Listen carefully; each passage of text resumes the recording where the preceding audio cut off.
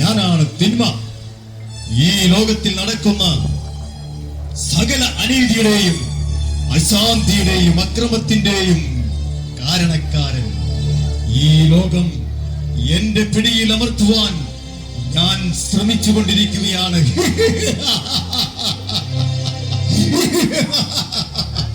നിങ്ങൾക്കറിയുമോ, ഈ ലോകം മുഴുവൻ എനിക്കടിമകളുണ്ട്. ഇതാ ഇതാ ഈ പെട്ടി കണ്ടോ? ഇതൊരു കെണിയാണ്. കെണി. ഈ കെണിയിൽ ഞാൻ ധാരാളം പേരെ വീഴ്ത്തിയിട്ടുണ്ട്. ഈ കെണിയിൽ ആളുകൾ വീഴുന്നത് എങ്ങനെയാണെന്ന് നിങ്ങൾക്ക് കാണണ്ടേ? ഈ പെട്ടി ഇവിടെ ഇരിക്കട്ടെ, ഞാൻ അപ്പുറത്ത് മാറി നിൽക്കാം.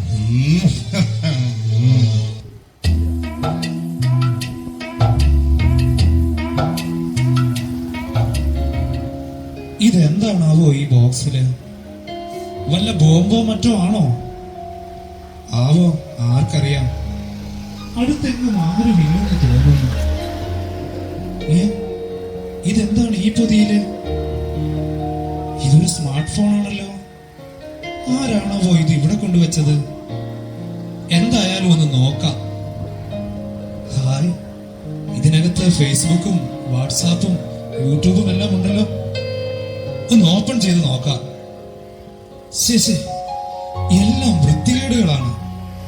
വേണ്ട, അമ്മയും അച്ഛനും എപ്പോഴും പറയും ഇങ്ങനെയുള്ള കാര്യങ്ങളൊക്കെ ചെയ്യുന്നത് തെറ്റാണെന്ന്.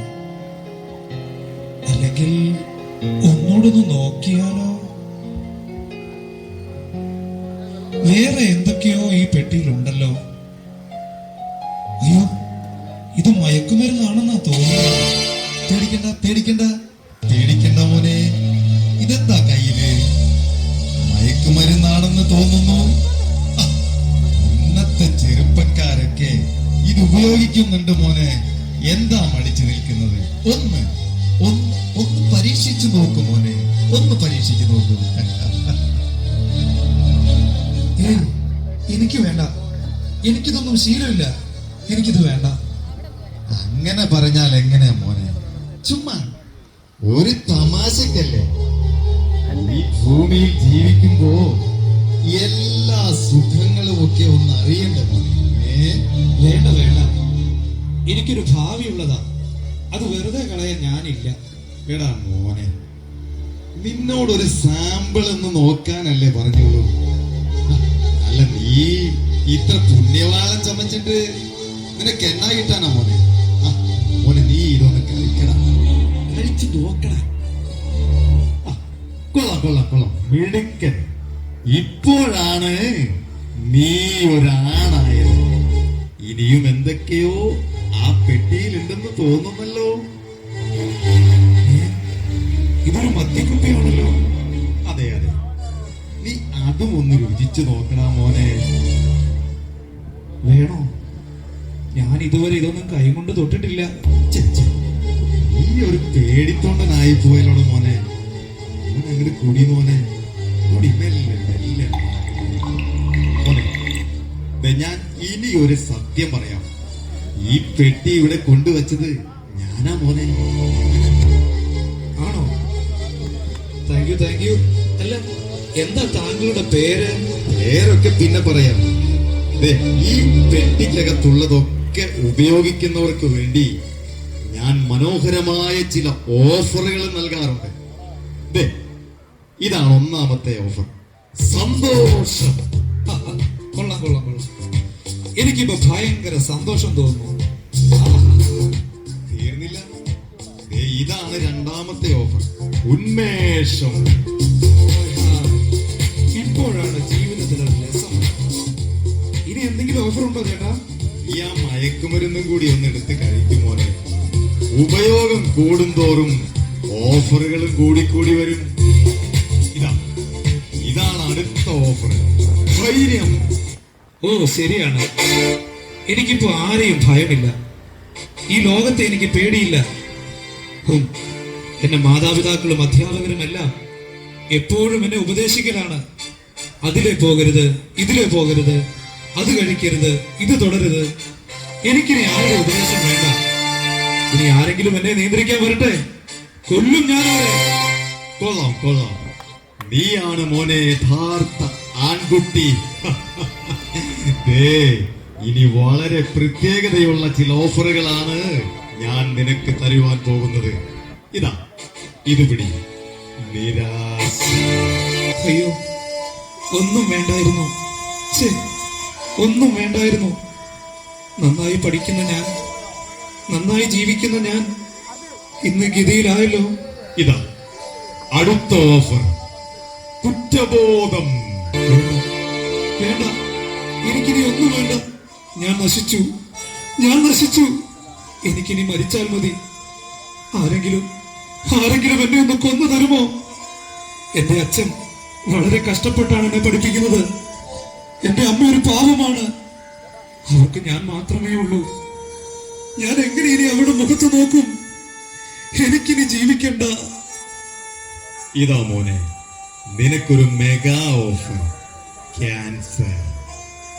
മദ്യവും മയക്കുമരുന്നുമൊക്കെ ഉപയോഗിച്ച് തൊണ്ടയ്ക്കും വയറ്റിലുമൊക്കെ ക്യാൻസർ വന്ന് കരളൊക്കെ ദ്രവിച്ച് വീട്ടുകാർക്കും നാട്ടുകാർക്കും തീരാവേദനയായി കിടക്കുന്നവരെ നീ കണ്ടിട്ടില്ലേ? നിനക്കും ഈ ഗതി അത് തന്നെ. വേണ്ട, എനിക്കിത് വേണ്ട. എനിക്കിനി ഒന്നും വേണ്ട. എനിക്ക് പോകണം, എനിക്ക് പോകണം. എന്നെ ഒന്ന് പുറത്തിറക്ക്, പുറത്തിറക്ക്, പുറത്തിറക്കാൻ. അനങ്ങി പോകരുത്. നിനക്കിനി രക്ഷപ്പെടാനാകില്ല. ഒരിക്കൽ ഈ പെട്ടിക്കകത്ത് കയറിയാൽ പിന്നെ അവന്റെ അവസാനം ശവപ്പെട്ടിയിലാണ്. രക്ഷപ്പെടാമെന്ന് കരുതണ്ട. നീ എന്റെ അടിമയാണ്, അടിമ. ലഹരിയുടെ മാസ്മരിക ലോകത്ത് ലോകത്തിന്റെ 5 വൻകരകളിലുമുള്ള കോടാനുകോടി അടിമകളിൽ ഒരാൾ നീ. നീ ഇനി എന്റെ അടിമയാണ്. അവിടെ തന്നെ കിടക്ക്. അയ്യോ, ഞാനിനി എന്ത് ചെയ്യും? എനിക്ക് മടുത്തു. അയ്യോ, തീർന്നല്ലോ ഇത്. എനിക്ക് ലഹരി വേണം, എനിക്ക് ഇനിയും വേണം. എല്ലാം മറക്കുന്നത് വരെ, എന്റെ ബോധം നശിക്കുന്നത് വരെ എനിക്കിത് ഉപയോഗിക്കണം. പ്ലീസ്, പ്ലീസ്, അല്പം കൂടെ ലഹരി എനിക്ക് തരാമോ? അല്പം കൂടെ ലഹരി എനിക്ക് തരാമോ? അങ്ങനെ വഴിക്ക് വാ. നിന്റെ കയ്യിൽ പണമുണ്ടോ? പണമുണ്ടോ എന്ന് ഉണ്ടെങ്കിൽ ഞാൻ തരാം. എത്ര വേണമെങ്കിലും തരാം. ഇല്ല, എന്റെ കയ്യിൽ ഒന്നുമില്ല.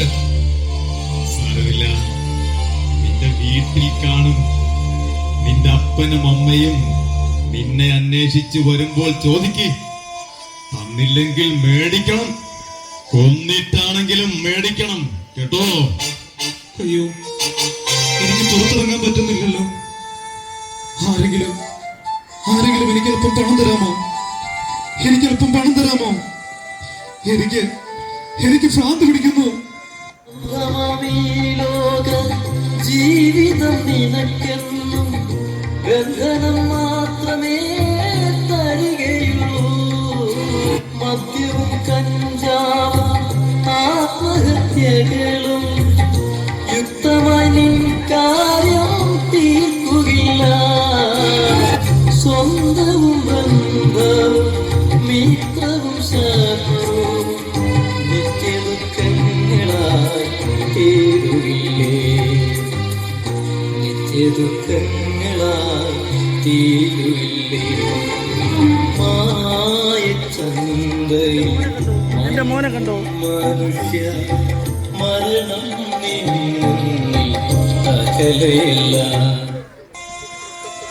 മോനെ, ഞങ്ങൾ നിന്നെ എവിടെയെല്ലാം അന്വേഷിച്ചു.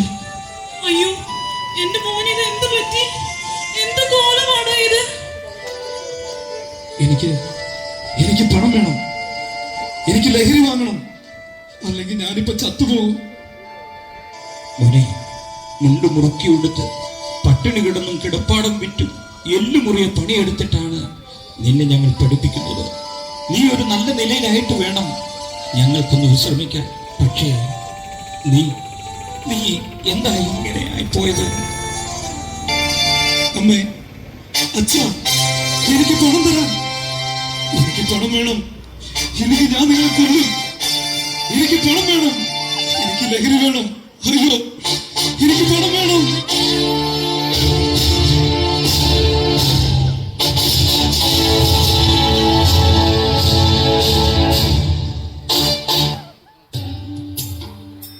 എടാ അയ്യ, അല്ലാണ്ട് അവിടെ ഒരു ബഹളം കേൾക്കുന്നു.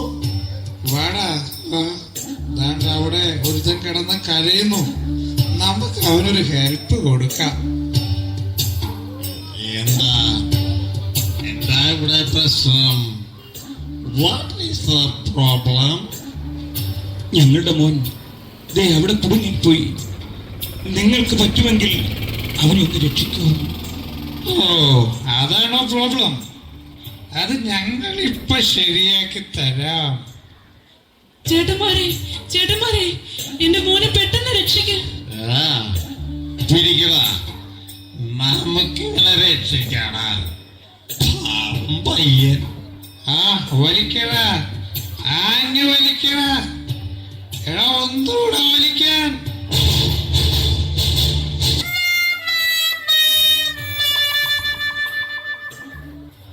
മോനെ, സോറി മോനെ, ഞങ്ങൾക്ക് നിന്ന് രക്ഷിക്കാൻ പറ്റില്ല.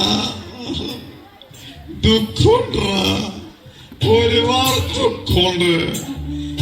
എന്തായാലും നിനക്ക് ഗതി വന്നല്ലോടാ. ഈ ദുഃഖം ഞങ്ങൾക്ക് സഹിക്കാൻ പറ്റില്ല. അതുകൊണ്ട് ഈ ദുഃഖം മറക്കാൻ ഞങ്ങള് നീയും കുടിക്കും. കുടിച്ച് ബോധം കെട്ട് ഏതെങ്കിലും ഓടയിൽ കിടക്കും. ഓനെ, ഞങ്ങൾ പോവുക. സോറി, നീ ജീവിച്ചിരിപ്പുണ്ടെങ്കിൽ വീണ്ടും കാണാം. Bye bye. അയ്യോ, എന്റെ കുഞ്ഞിനെ രക്ഷിക്കാൻ അവർക്ക് പറ്റിയില്ല. അതങ്ങനെയാടി. അവരുടെ കുടുംബം തന്നെ രക്ഷിക്കുവാൻ അവർക്ക് കഴിയുന്നില്ല. പിന്നെ നമ്മുടെ മോനെ, എന്റെ മോനെ രക്ഷിക്കാനാകും. ദൈവമേ, എന്റെ കുഞ്ഞു വലിയ ആളാകാൻ കാത്തിരുന്ന ഞങ്ങൾക്ക് അവന്റെ നാശം കാണേണ്ടി വരുമോ?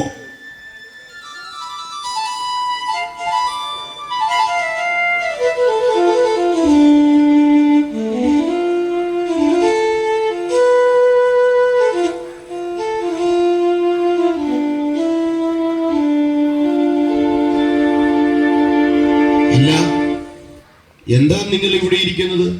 ഇയാൾക്ക് എന്താ കണ്ണില്ലേ? ഞങ്ങളുടെ മകൻ ഇവിടെ കുടുങ്ങി കിടക്കുക.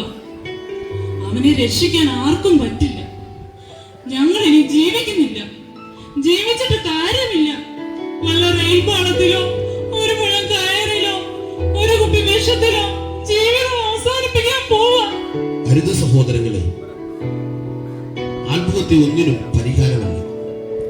ആത്മഹത്യയിലൂടെ ഇപ്പോഴുള്ള പ്രശ്നങ്ങളിൽ നിന്ന്, ഈ ലോകത്തിൽ നിന്ന് നിങ്ങൾ ഒളിച്ചോടുവാൻ പറ്റുമായിരിക്കും. പക്ഷെ ആ പോക്ക് ഒരിക്കലും ഒരു പരിഹാരമല്ല. ആ പോക്ക് വേദന നിറഞ്ഞ മറ്റൊരു ലോകത്തിലേക്കായിരിക്കും. മാത്രമല്ല, നിങ്ങളെ സ്നേഹിച്ചും ആശ്രയിച്ചും കഴിയുന്ന ഒത്തിരി ജീവിതങ്ങളിലൂടെ ഉണ്ടല്ലോ, അവർക്ക് അതൊരു തീരാവേദനയുമായിരിക്കും. നിങ്ങൾക്ക് ജീവനും ജീവിക്കാൻ അവസരവും തന്നത് ദൈവമാണ്. എത്രയോ പേർക്ക് ആ ഭാഗ്യമില്ല. നിങ്ങൾ നിങ്ങളെ തന്നെ കൊന്നാൽ നിങ്ങളുടെ ആത്മാവിന് ഒരിക്കലും നിത്യശാന്തി ലഭിക്കുകയില്ല. നിത്യനരകത്തിൽ കിടന്ന് കോടാനുകോടി യുഗങ്ങൾ നിങ്ങളുടെ ആത്മാക്കൾ നിത്യദണ്ഡനം അനുഭവിക്കേണ്ടി വരും. പിന്നെ ഞങ്ങൾ എന്ത് ചെയ്യും? നിങ്ങൾ പറയും. നിരാശപ്പെടേണ്ട, ഇവൻ രക്ഷപ്പെടും. ഓ, ഇനി നിങ്ങളുടെ പുറകൂടെയുള്ളൂ. വെറുതെ ഞങ്ങൾക്ക് ഓരോരോ ദിവാസ്വപ്നങ്ങൾ തന്ന് വീണ്ടും ഞങ്ങളെ നിരാശപ്പെടുത്തുകയാണോ? സഹോദരങ്ങളെ, ഞാനല്ല അവനെ രക്ഷിക്കുന്നത്. എനിക്കെന്നല്ല, ഈ ഭൂമിയിലുള്ള ആർക്കും അവനെ രക്ഷിക്കാൻ കഴിയില്ല. കാരണം ഇവനെ ഈ അവസ്ഥയിലാക്കിയത് തിന്മയുടെ ശക്തിയാണ്. സകല പ്രശ്നങ്ങളുടെയും അക്രമങ്ങളുടെയും കുലപാതകങ്ങളുടെയും പീഡനങ്ങളുടെയും എല്ലാം പിന്നിൽ പ്രവർത്തിക്കുന്ന പാപത്തിന്റെ പിടിയിൽ നിന്ന് ഈ മകനെ വിടുവിക്കുവാൻ കഴിവുള്ള ഒരാളുണ്ട്. ആരാണത്? ആർക്കാണ് ഇവനെ രക്ഷിക്കാൻ കഴിയുക? പറയാം, പക്ഷേ അതിനു മുമ്പ് എനിക്ക് ഇവനോടൊന്ന് സംസാരിക്കണം. കുഞ്ഞെ, എന്താ ഇത്? നീ ചെറുപ്പമല്ലേ, നിനക്ക് ഇനിയും ജീവിതം ഒരുപാട് മുൻപിലുണ്ടല്ലോ. നോക്കൂ, ഈ ലഹരികളോട് നീ വിട പറയണം. നീ ഒരു തീരുമാനമെടുത്താൽ, നന്നായി ജീവിക്കണമെന്ന് നീ ചിന്തിക്കുകയാണെങ്കിൽ നിനക്ക് രക്ഷപ്പെടാൻ കഴിയും. എന്നെ രക്ഷിക്കാൻ ആർക്കും കഴിയില്ല. എനിക്ക് രക്ഷപ്പെടണമെന്നുണ്ട്. ഈ ലഹരിയുടെ പിടിയിൽ നിന്ന് എനിക്ക് എങ്ങനെയെങ്കിലും ഒന്ന് രക്ഷപ്പെടണമെന്നുണ്ട്.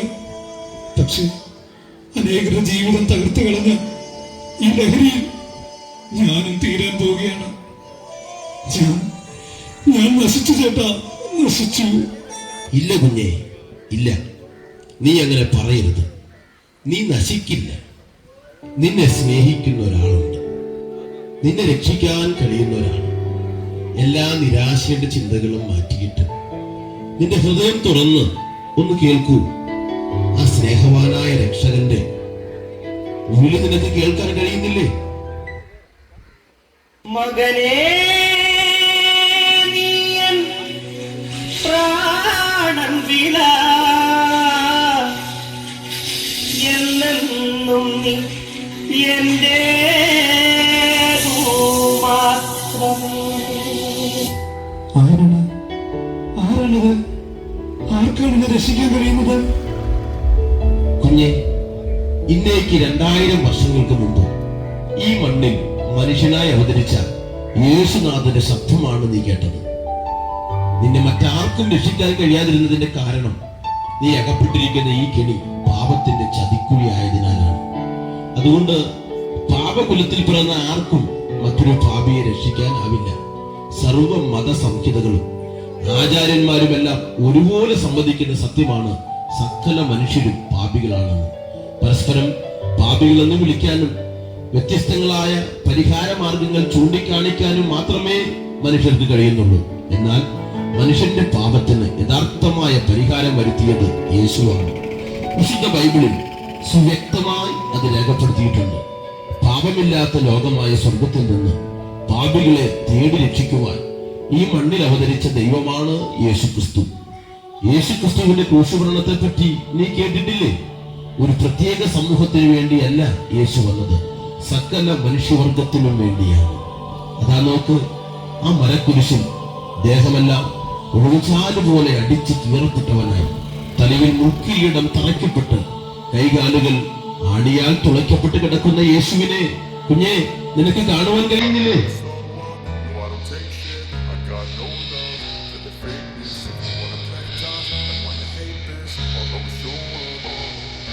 I don't ever slow up, no I don't take shit. I got no love for the fakeness. If you wanna play tough and wanna hate this, I'll always show up and make a statement. I don't ever slow up, no I don't take shit. I got no love for the fakeness. If you wanna play tough and wanna hate this, I'll always show up and make a statement. Everything I do so instinctive and so passionate. Every word I move so descriptive like an adjective. I got a vendetta against people who patented being negative when you should be. മോനെ രക്ഷിക്കാനാവുമോ? ആ തിന്മയുടെ ശക്തി ഇനിയും വന്ന് തടയില്ലേ? ഒരിക്കലും അവന് തടയാനാവില്ല. കാരണം യേശു Calvary ക്രൂശിൽ വെച്ച് അവനെ പരാജയപ്പെടുത്തി സകല മനുഷ്യരെയും പാപം ചെയ്യിച്ച് ദൈവിക കോടതിയിൽ ശിക്ഷയ്ക്ക് വിധിക്കപ്പെട്ട് നിത്യനരകത്തിലേക്ക് കൊണ്ടുപോകുന്ന അവന്റെ പിടിയിൽ നിന്നും നമ്മെ രക്ഷിക്കാനാണ് യേശു ക്രൂശിൽ മരിച്ചത്. പാപത്തിന് ശിക്ഷയുണ്ട്, അത് മരണമാണ്. യേശു നമുക്കായി അത് ഏറ്റുവാങ്ങി. അന്നത്തെ യഹൂദ മതകോടതികളും റോമാ ഗവൺമെന്റുമൊക്കെ 5 കോടതികളിൽ 7 പ്രാവശ്യം മാറി മാറി വിസ്തരിച്ചിട്ടും ആർക്കും യേശുവിൽ ഒരു തെറ്റും കണ്ടെത്താനായില്ല. ഒരു ചെറിയ തെറ്റിന് പോലും ക്രൂരമായ ശിക്ഷ വിധിക്കുന്ന റോമാ ഗവൺമെന്റിന്റെ പ്രതിനിധിയായ പീലാത്തോസ് അവനെ നോക്കി പറഞ്ഞു, ഇവനിൽ ഞാൻ ഒരു തെറ്റും കാണുന്നില്ല. ഈ നീതിമാന്റെ രക്തത്തിൽ എനിക്ക് പങ്കില്ല എന്ന് പറഞ്ഞ് അദ്ദേഹം കൈ കഴുകി. ശത്രുക്കൾ പോലും മനസ്സുകൊണ്ട് അംഗീകരിച്ച നിസ്തുല്യനായ യേശു നീചമായ ഒരു മരണം സ്വയം ഏറ്റെടുത്തത് നിന്നെ രക്ഷിക്കാൻ വേണ്ടിയാണ്. നാം ശിക്ഷ അനുഭവിക്കേണ്ട സ്ഥാനത്ത് യേശു അത് ഏറ്റുവാങ്ങി. ഇന്ന് നീ നിന്റെ ഹൃദയം യേശുവിന് കൊടുത്താൽ ആ യേശുവിന് നിന്നെ രക്ഷിക്കാനാകും. യേശുവേ, ഞാനൊരു പാപിയാണ്. ഞാനൊരു മഹാപാപിയാണ്. എന്നോട് ക്ഷമിക്കണം, എന്നെ രക്ഷിക്കണം, എന്നെ രക്ഷിക്കണം യേശുവേ, എന്നെ രക്ഷിക്കണം. ശരി, ഇനി ഞാനൊന്ന് നോക്കട്ടെ. ഹേ, നിങ്ങളാരാണ്? അവനെ തൊട്ടുപോകരുത്. ഇനി അത് പറയാൻ നിങ്ങൾക്ക് അധികാരമില്ല. ഇവന്റെ പാപജീവിതത്തോട് വിട പറഞ്ഞിരിക്കുകയാണ്. ഇവനിനി നിന്റെ അടിമയല്ല. പാപബന്ധനത്തിൽ നിന്ന് യേശുക്രിസ്തുവിലുള്ള വിശ്വാസം ഇവനെ സ്വതന്ത്രമാക്കി. ഇവനിപ്പോ ഒരു ദൈവവൈതലാണ്. ആഹാ, അത്രയ്ക്കായോ? എന്റെ അടിമയെ നീ കൊണ്ടുപോകുമെന്നോ? ഇവൻ എന്റെ അടിമയാണ്, എന്റെ. വിടവനെ.